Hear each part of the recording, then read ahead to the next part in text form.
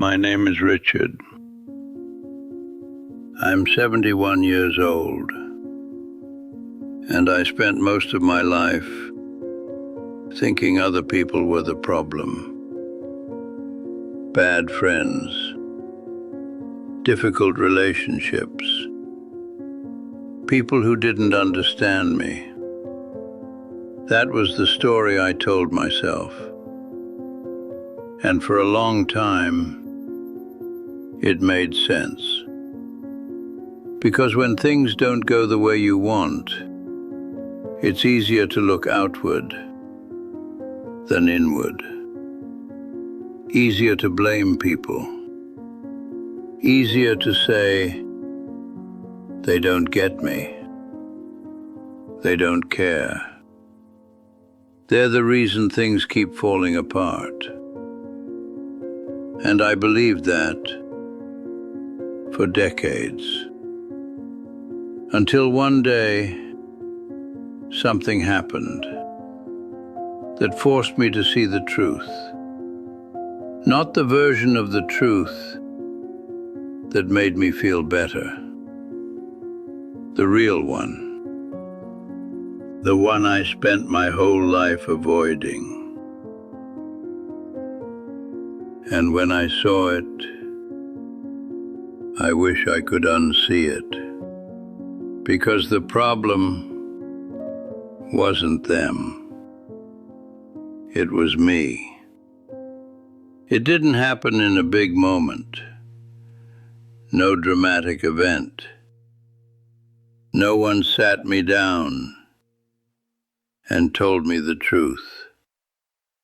It was something smaller, quieter, but somehow more powerful than anything else.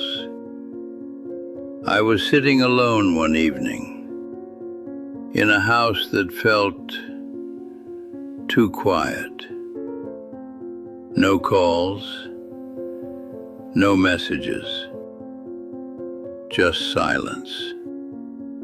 And at first, I did what I always did. I blamed people. They don't care. They've changed. People these days, same story, same excuses. But that night, something felt different. Because instead of reaching for my phone, I just sat there. And for the first time, I didn't distract myself. No television, no noise, no escape. Just me and my thoughts. And when you sit like that long enough, something starts to happen. The stories you tell yourself begin to fall apart. The excuses don't sound as convincing, and the silence gets louder, until eventually you hear something you've been avoiding. A question, a simple one, but dangerous. What if it's you? Not them. Not your past. Not bad luck. You. And the moment that question hit me, everything inside me resisted it. Because accepting that means giving up the story that protects your ego. And without that story, you're left with something raw, the truth. At first, I rejected it. That question, what if it's you? I pushed it away because it's uncomfortable.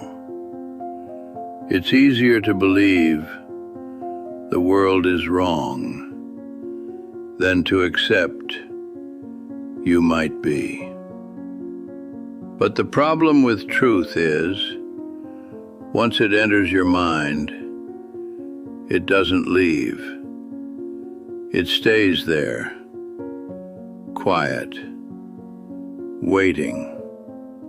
So I started looking back, not at what people did to me, but at what I did.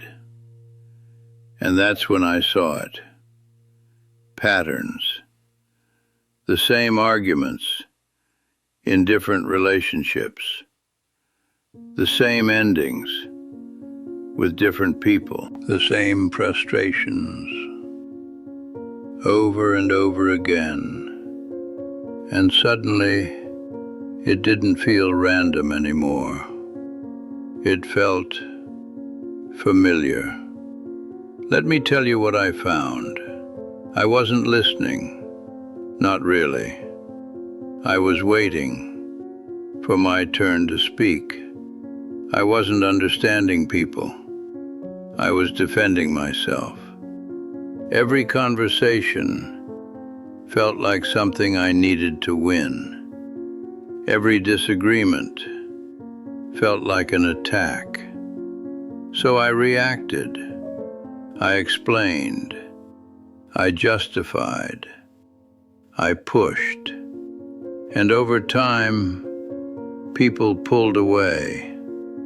Not all at once, not dramatically, but slowly, quietly, until one day they were gone. And I told myself they changed, but they didn't. I just refused to see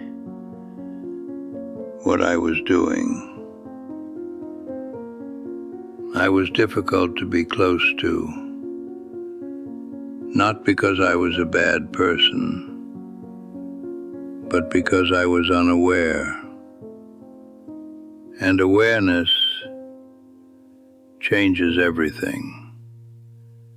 Because once you see your patterns, you can't blame people the same way. And that is where the real work begins. Seeing the truth didn't feel empowering. It felt heavy. Because once you realize you are part of the problem, you lose the comfort of blaming others. And blame is comfortable. It protects you. It justifies you. It keeps your ego safe. But it also keeps you stuck. Because if everything is someone else's fault, there's nothing for you to change. And if there's nothing to change, nothing in your life changes. That's where I was for years. Same patterns, same outcomes, different people, until I made a decision that felt uncomfortable, but necessary. I stopped focusing on them, and I started focusing on me. Not in a selfish way, in an honest way. I started listening without preparing my response. I started pausing instead of reacting. I started asking myself, why did that bother me? Instead of asking, why are they like this? And slowly, something changed. Not overnight, not dramatically, but noticeably. Conversations felt different, lighter, less defensive, more real. And something else happened, something I didn't expect. People responded differently.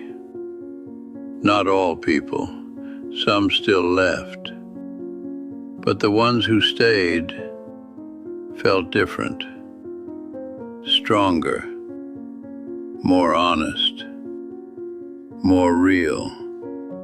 Because I wasn't trying to control how I was seen anymore. I was just being aware. And awareness is where everything begins.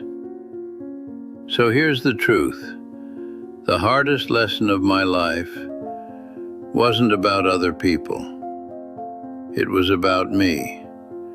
Because the moment I stopped asking, why are they like this?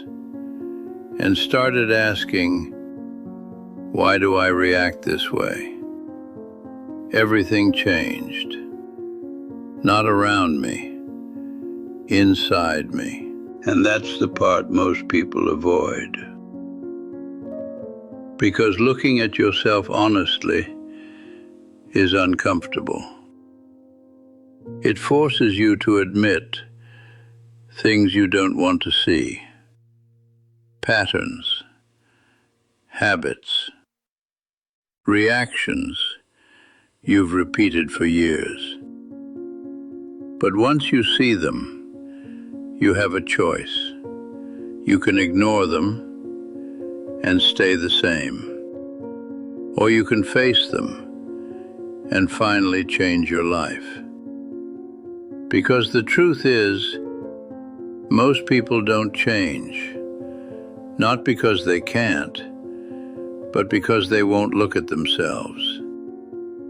And I was one of them for a long time, until I got tired of repeating the same life with different faces. That's when I understood something that I wish I knew earlier.